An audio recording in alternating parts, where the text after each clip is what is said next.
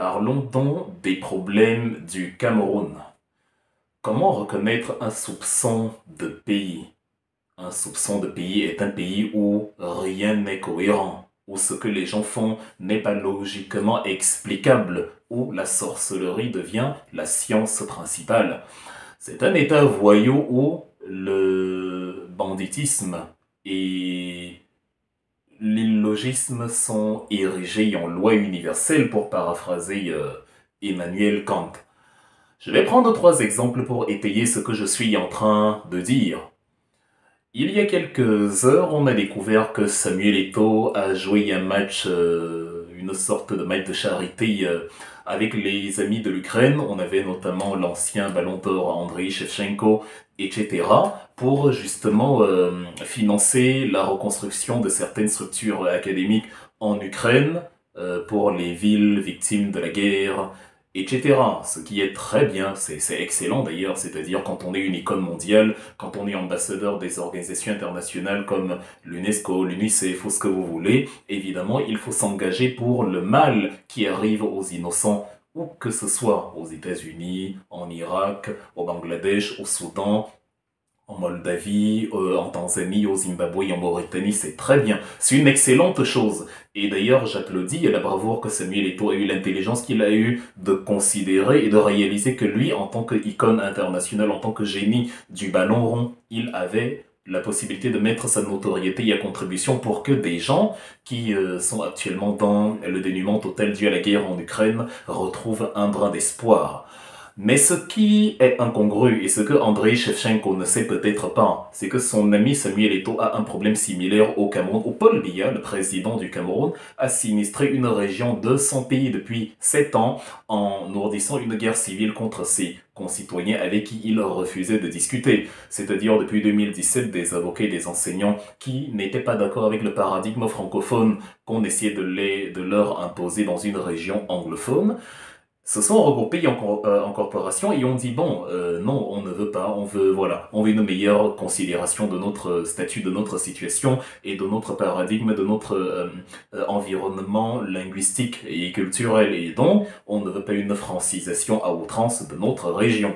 On leur a répondu par la matraque, par le fouet, par les militaires, par la police politique qu'on a envoyée pour justement mater ce qui était considéré, comme dans tout État voyou, comme une rébellion. Un État voyou est un État où, parce que vous avez payé vos impôts et qu'on ne vous a pas donné à manger, vous avez revendiqué pour avoir à manger ce dont vous avez eu droit, et on a estimé que vous êtes en train de vouloir renverser le pouvoir. Et donc, on envoie des militaires chez vous. C'est ça un État voyou. D'où la radicalisation dans une partie du pays, où des gens ont dit qu'ils vont construire une république bien à eux, la fameuse république d'Ambazonie, et qu'ils ne veulent plus le jacobinisme, c'est-à-dire le gouvernement hyper centré qui vient de Yaoundé et qui décide de ce qui doit se passer à Bamenda, dans telle ou telle ruelle, dans le coin d'une ville, c'est-à-dire cette administration directe et étouffante qui ne cadre pas avec la culture anglo-saxonne de l'indirect rule qu'ils ont acquise des Britanniques. Donc, actuellement, il y a un geyser de sang qui a déjà tué plus de 6000 personnes.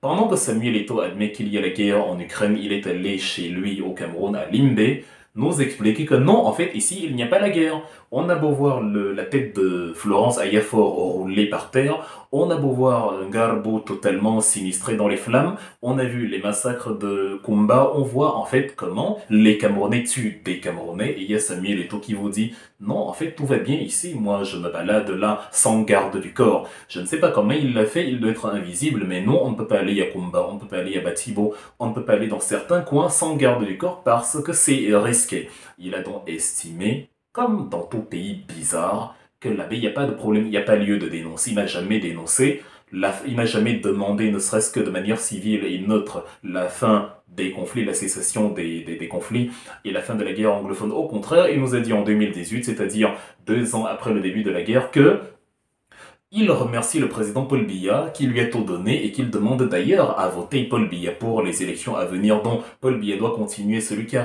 commencé à canarder les anglophones doit continuer à le faire. Les gens peuvent mourir, il n'y a pas de problème, puisque à lui, Samuel Eto'o, Paul Biya a tout donné. Donc voilà, qu'est-ce que vous voulez? À moi, il m'a tout donné, donc je sais pas pourquoi vous plaignez. Comme il m'a tout donné à moi, vous votez pour lui. Comme ça, voilà, il continuera de me donner à moi, et comme ça, je serai bien avec lui. Donc Samuel Eto'o va en Ukraine, et il se rend compte qu'il y a la guerre là-bas, et il fait un match de charité. Mais il n'a même pas organisé ce qu'on appelle le 2-0, c'est-à-dire des championnats amateurs avec des filets de 50 cm de large, dans les terrains sablonneux de nos villes et villages. Non, il n'a pas organisé une quelconque initiative en ce sens. Il n'a pas fait un statement malgré ses 14 millions d'abonnés sur Facebook pour justement mettre la pression sur les autorités camerounaises en disant il faut que la guerre anglophone prenne fin. J'aimerais que tous les Camerounais puissent aller à l'Inde comme moi sans garde du corps et puissent voilà manger leur soya, leurs morceaux de viande en paix. Non, il n'a pas jugé utile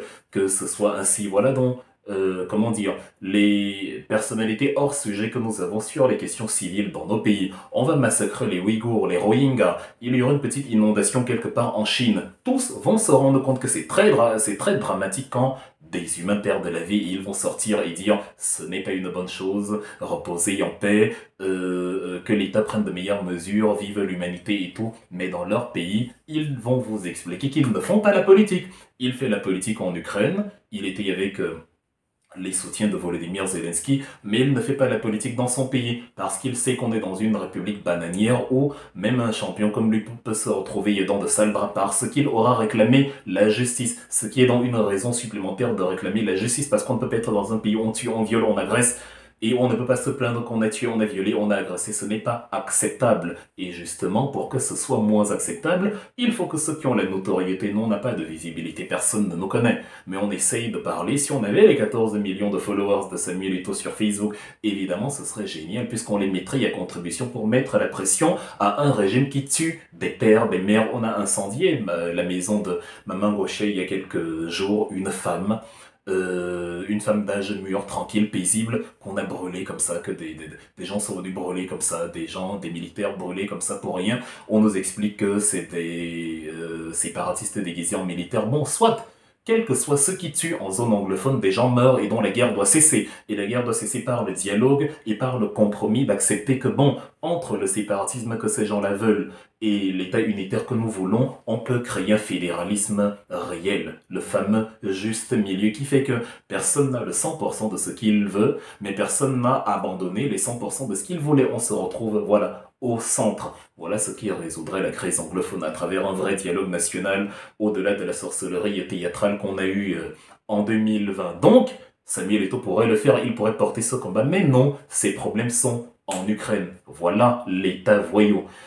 Épisode numéro 2, on a eu la jeune chanteuse, la fille Indira Babok, et elle s'appelle la fille du directeur adjoint du cabinet civil. Vous savez qu'au Cameroun, il y a des institutions totalement farfelues. Vous avez le secrétaire général, vous avez le directeur du cabinet civil, vous avez l'adjoint du cabinet civil, vous allez avoir le contre-amiral, le chef du protocole. Vous avez des métiers assez spéciaux qu'on peut regrouper parfois en un seul corps, mais bon, il faut donner des emplois à tout le monde, aux cousins, aux frères, etc. Et donc, on a des secrétaires adjoints, des chauffeurs adjoints, des cuisiniers adjoints et tout un tas d'incongruités. Donc, la fille de Oswald Babok et Indira, de son nom, sort un album dans quelques jours intitulé Tout sauf la honte. Elle chante très bien, je vous recommande d'ailleurs d'acheter. Ce sera certainement un très bon morceau, surtout dans ce Cameroun où les gens sont très portés vers la religion et où surtout les gens ne connaissent pas la honte justement parce que le père de Indira Baboke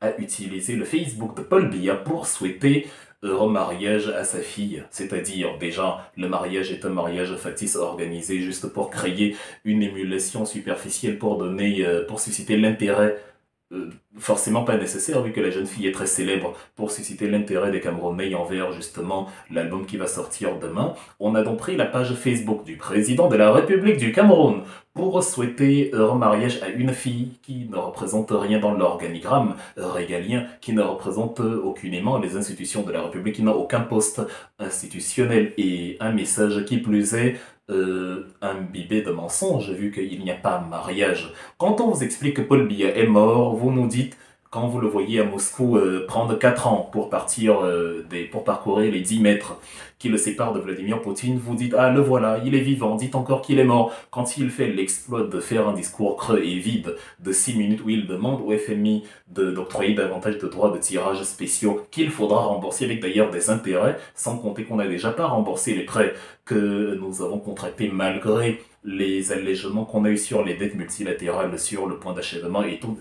Quand on a donc un peu le biais qui fait un faux discours comme ça, vous nous expliquez que il a réussi à parler 6 minutes sans s'évanouir, vu que c'est devenu un programme politique dans un état voyou que un individu parle 6 minutes sans s'évanouir, un président de la République. Donc, vous venez donc d'avoir la confirmation que Paul Biya est mort, vu qu'il ne sait même pas qu'on a utilisé son Facebook pour justement souhaiter un mariage à une fille qui chante du gospel. Il ne sait même pas qu'il possède une page Facebook. Le Cameroun n'est pas gouverné. Le Cameroun y est un cartel de malfrats qui, justement, font de la République ce qu'ils veulent. Et vous vous étonnez que l'opposition accuse le régime de fraude de toutes sortes, puisque justement, ils sont capables au vu et au su de tout le monde de frauder le compte Facebook de Paul Biya. Ils sont capables de vous signer un document où il y a marqué Yaoundé le XX 2000X, alors qu'à ce moment-là, Paul Biya se trouve à Genève. Mais évidemment qu'ils vont truquer d'autant plus les élections, et évidemment que les contestations dont des opposants sur les élections sont légitimes. Ce qui nous amène au point numéro 3, les élections.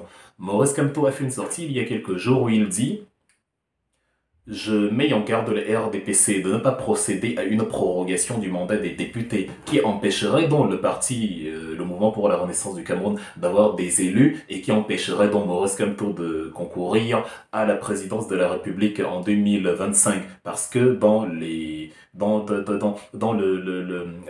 mode d'emploi constitutionnel, il est prévu justement que les élections législatives et municipales se passent avant les présidentielles qui auront lieu donc forcément à la fin de la même année, entre 8 et 9 mois plus tard. Donc, vous avez des gens, représentants de Paul Biya, qui viennent sur les plateaux télé et qui vous disent « Si moi j'étais Paul Biya, c'est exactement comme ça que j'allais procéder parce qu'à la guerre comme à la guerre, parce que la politique, voilà, la politique c'est l'art de se servir des faiblesses de son vis-à-vis et de l'écraser au possible. » C'est donc pour ça que dans la même lignée, vous les voyez, ils ont tiré sur des gens, ils ont tiré sur Gaëtan Gankam, ils ont tiré sur Michel Doki, ils ont tiré sur Célestin Jamen, ils ont tué Samuel Ouazizi, ils ont tué, ils ont sinistré, ils ont torturé, ils ont menacé et emprisonné tous les Camerounais qui essayaient justement de se liguer contre leur politique. Parce qu'ils estiment que, en démocratie, on nous dit Paul Biya est un mendiant de la paix.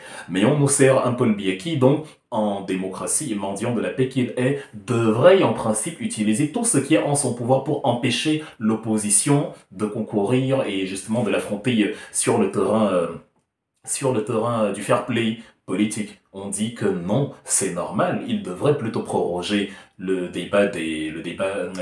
mandat des députés et se garantir que ce sera encore lieu au pouvoir parce que depuis 1982 précisément, le projet politique de Paul Biya n'a jamais été d'essayer de savoir pourquoi, malgré la surliquidité de nos banques, on a à cause d'un mécanisme comme le franc CFA l'impossibilité de faire des prêts aux particuliers parce qu'il faut contenir l'inflation et donc garder un taux d'emprunt très faible et des taux d'intérêt très élevés. Il ne s'est pas posé les questions de comment stimuler l'entrepreneuriat pour permettre au Cameroun de produire de la richesse et de générer des rentrées de devises en vendant ce qu'il aura produit au-delà de ce qu'il aura consommé. Non, depuis 1982, la priorité principale de Paul Biya, c'est de conserver le pouvoir. Il a enseigné ça à ses ouailles totalement idiots qui, justement, au nom du village, au nom du clan, au nom du frère, au nom du cousin, estiment que vaille que vaille, ils doivent conserver le pouvoir. On ne va pas parler de programme politique, on va plutôt évincer une formation politique qu'on qualifie soi-même de petit parti politique.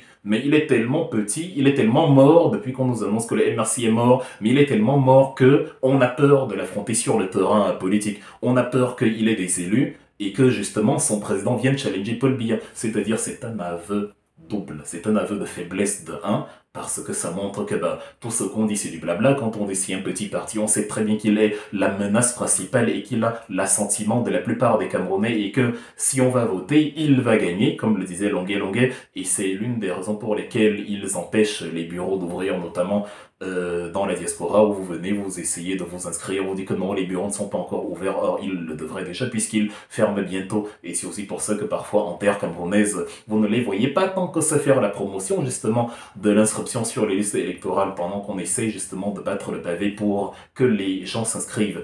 Et de deux, c'est un aveu de tricherie, puisqu'il montre que c'est de la même façon qu'ils ont triché en 2018 pour justement fabriquer des élections en leur faveur. Je suis libéral à ce niveau en disant, admettons que Paul Biya a gagné les élections, mais c'était facile de le vérifier en procédant à un recomptage des voix, comme le demandait Maurice Kamto. Le fait de ne pas recompter les voix est justement un aveu de tricherie et qui permet, voilà, qui ne permet pas de lever l'équivoque sur la question électorale, d'où les crises qu'on a eues et d'où les crises qu'on aura encore. Voilà donc ce qu'est un État voyou, voilà donc les problèmes du Cameroun, voilà donc un pays hors sujet où ce qu'il faut faire, on ne le fait jamais. Là où les gens doivent être présents et actifs, ils sont absents et inactifs. Là, ils ne doivent rien faire et laisser couler.